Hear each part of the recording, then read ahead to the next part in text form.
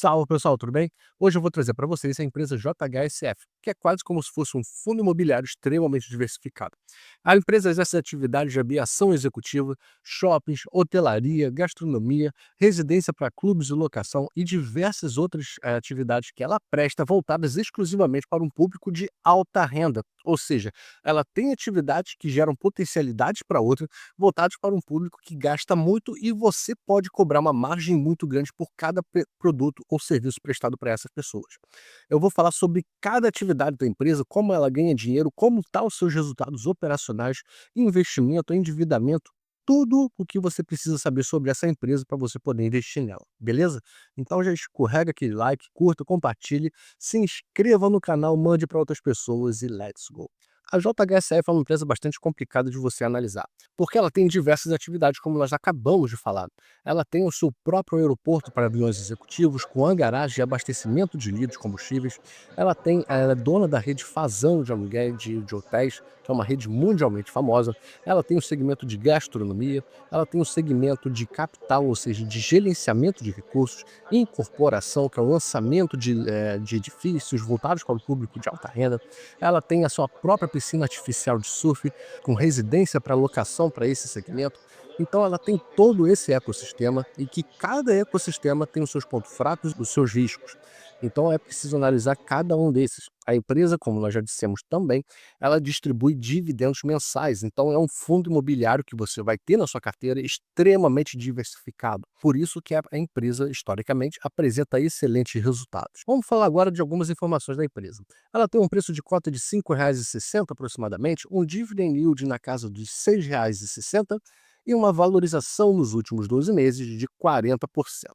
Então ela tem um preço de cota bastante acessível, R$ 5,00, pô, é metade de uma Coca-Cola, um dividend yield de 6,5%, isso aqui tende a subir conforme ela vai distribuir os dividendos, e uma rentabilidade muito interessante nos últimos 12 meses de 40%. Se você olhar aqui a rentabilidade dos últimos 5 anos, esse gráfico aqui embaixo, você vai ver que a ação ela lateraliza bastante, mas isso é muito em função da falta de liquidez que a empresa proporciona aos investidores estrangeiros. O mercado estrangeiro ele olha para uma ação com preço de cota de R$ 5,60, é o preço de $1, então não tem liquidez para eles. Se eles forem investir na empresa, eles vão comprar ela. Então, essa empresa não é interessante para esse tipo de investidor e é exatamente esse investidor que oferece liquidez para a nossa bolsa. Se você analisar a rentabilidade da empresa junto com o benchmark, já que esse é o tema que a gente está falando no momento, você vai ver que a JHSF ela perdeu para o Ibovespa e perdeu inclusive para o CDI.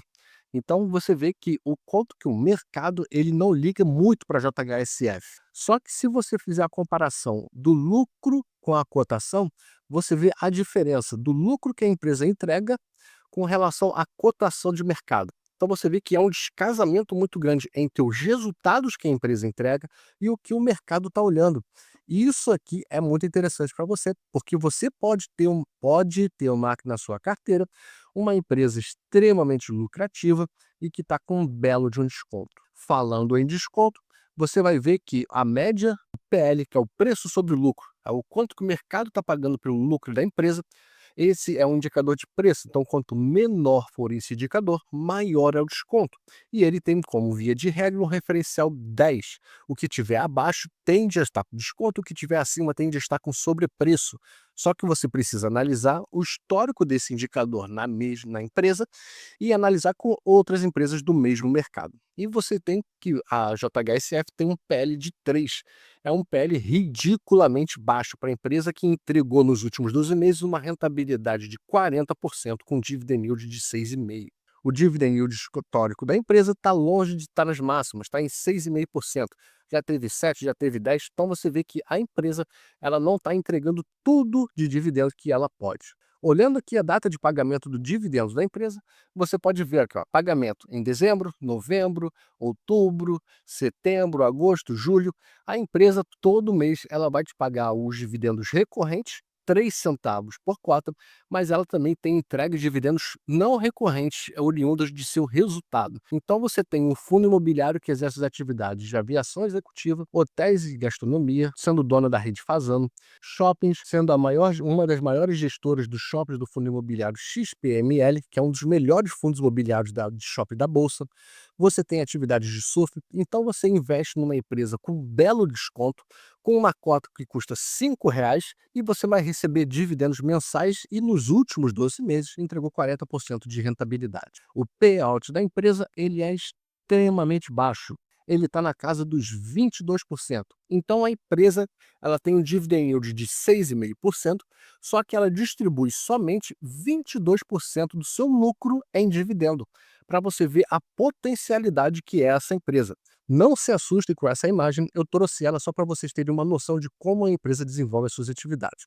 Você tem primeiro dois grandes grupos, que são os negócios recorrentes e os demais.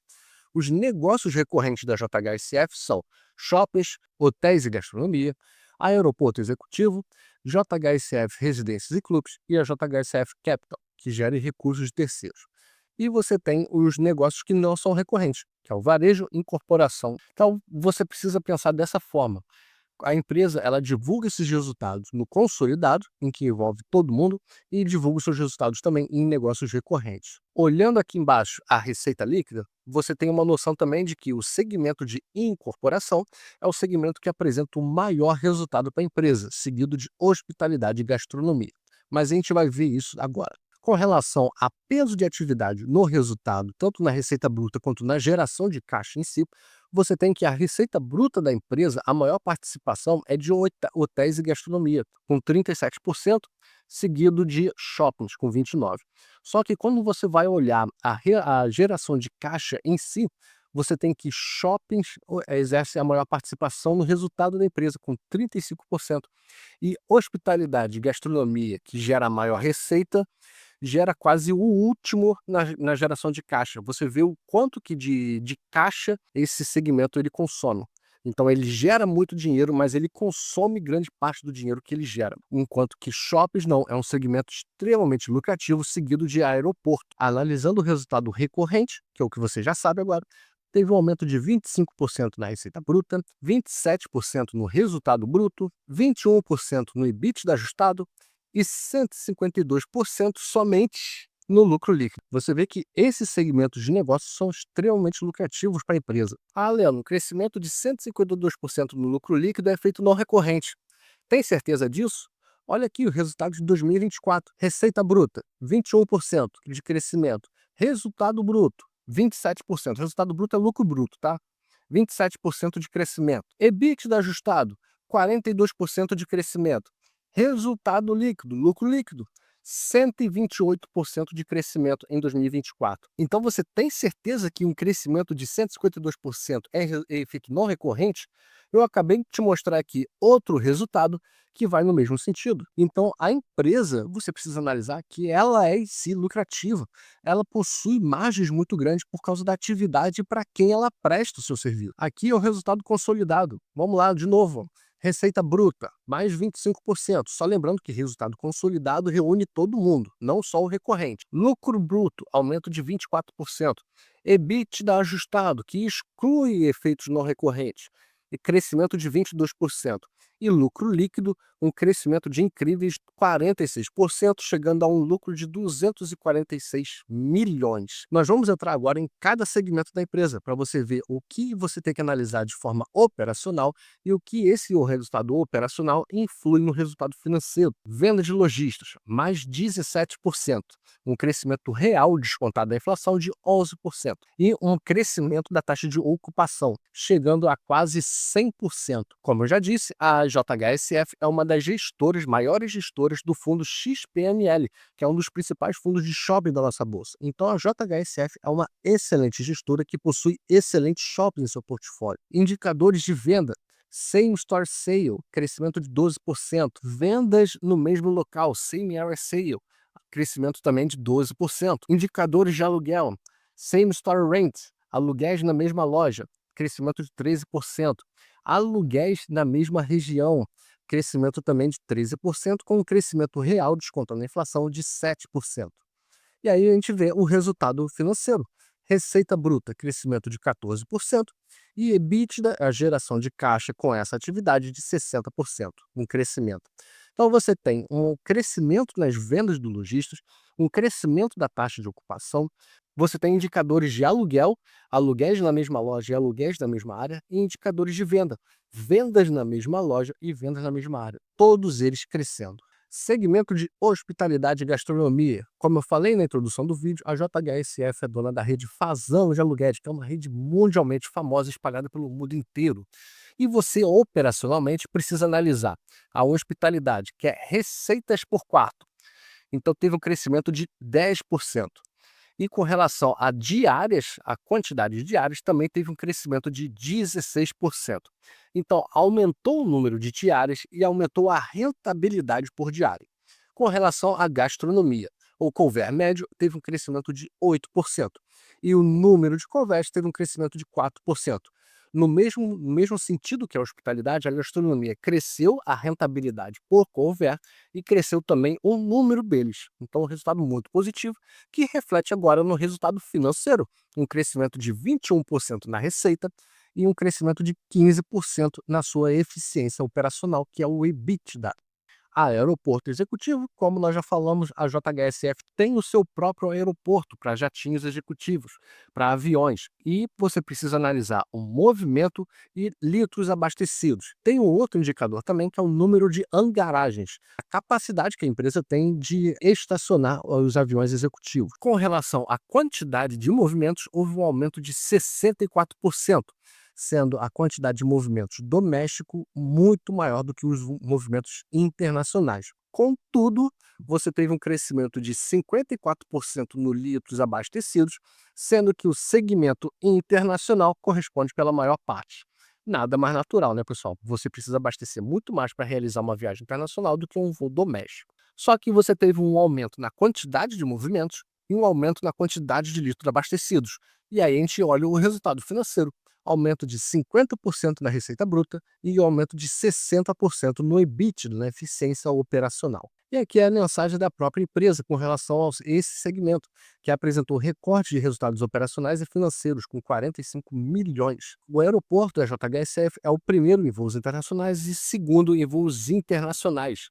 Além disso, no terceiro trimestre de 2025 e no quarto trimestre de 2025, ou seja, os próximos resultados, vai ter a inauguração de 4 novos hangares. A capacidade do aeroporto executivo da JHSF vai aumentar bastante com esses novos hangares. Esse é um dos segmentos mais lucrativos e recentes da empresa JHSF. Ela tem a Fazano Residências, Fazano Tênis Clube, Fazano Surf Clube, então com um pessoal bastante selecionado. Ele é tanto lucrativo que a empresa ela simplesmente dobrou a sua operação. Ela, em 2024, ela tinha 20 milhões e agora, ela, no segundo trimestre de 2025, ela está com 40, um crescimento de 104%. Na sua eficiência operacional, vai no mesmo sentido, um crescimento de 100%, de mais de 100%, né? Saiu de 15 para 30 no intervalo de um ano. Então, você dobrar a sua operação em um ano é muita coisa. E eu trouxe aqui também a mensagem da empresa. O portfólio da empresa ela constitui em cerca de mais de 123 mil metros quadrados, com um NOI de 127 milhões. O NOI é lucro operacional líquido, Net Operating Index. Então você tem um lucro líquido de forma estabilizada de 127%, com uma taxa de ocupação já contratada de 90%. Ou seja, até para você agildar, para você ir lá vai ser difícil, porque já tem essa taxa de ocupação de 90% e vai ter novas inaugurações. Colégio Porto Seguro, que inaugura em 2027, e a Clínica Einstein, abertura em 25 e 26, 2025 e 2026. A empresa ela continua investindo bastante na sua ampliação das suas atividades. Vamos falar agora da JHSF Capital, uma das outras atividades e relativamente recente da empresa. Nós acabamos de falar que a empresa ela lida com o pessoal de alta renda, então ela criou esse segmento para gerir o dinheiro dessas pessoas. E ela já tem o valores sob gestão, valores sob gestão, tá? De 2,7 bilhões. Tem 12 fundos sob gestão e 7 M&As, ou seja, M&A significa fusões e aquisições. O segmento de incorporação é um dos principais que gera a maior parte da receita da empresa, só que ele é bastante difícil de ser analisado, que envolve situações de mercado, aquecimento de mercado imobiliário, renda, inflação, taxa de juros. Tudo isso influencia nesse segmento. Mas ele teve um crescimento de 29% de um trimestre para o outro. E se formos analisar o intervalo anual, o crescimento foi de 7%. Você tem aqui o cronograma das obras e que você tem alguns empreendimentos próximos de serem lançados. O segmento ele apresentou um crescimento de 21% na receita bruta e 16% no EBITDA ajustado, com uma margem EBITDA de 65%. Esse segmento, no momento, está apresentando uma ótima margem para a empresa. Além disso, a empresa ela tem diversas calls de terreno, ou seja, opções de compra, que se eles se valorizarem bastante, ela pode comprar esses terrenos abaixo do valor de mercado, o que coloca a empresa numa rentabilidade, numa posição estratégica muito grande. Por fim, o endividamento da empresa ele é muito comportado. A empresa ela é extremamente bem gerida. Com relação ao peso da dívida por segmento, né, você tem o mercado de capitais com 94% da dívida da empresa e bancos com 6%.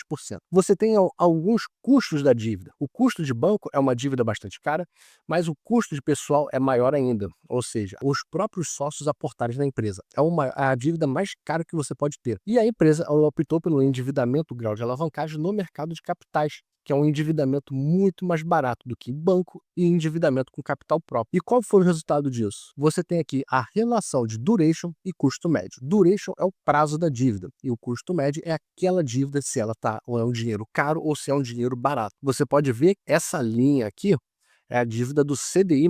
Então a empresa ela tinha uma dívida de CDI mais 1,6. É uma dívida extremamente cara, já que o CDI hoje está na casa dos 15%, porque ele segue a taxa Selic. Então, quanto maior for a taxa Selic, maior é o endividamento da empresa. E você pode ver que a empresa ela conseguiu reduzir em 0,6 pontos percentuais o seu custo da dívida. Saiu de CDI mais 1,6 para CDI para 0,9. É uma notícia bastante importante. Em sentido contrário, mas também positivo, a empresa ela aumentou a sua duration. O que é a duration? É a duração da dívida, o prazo da dívida.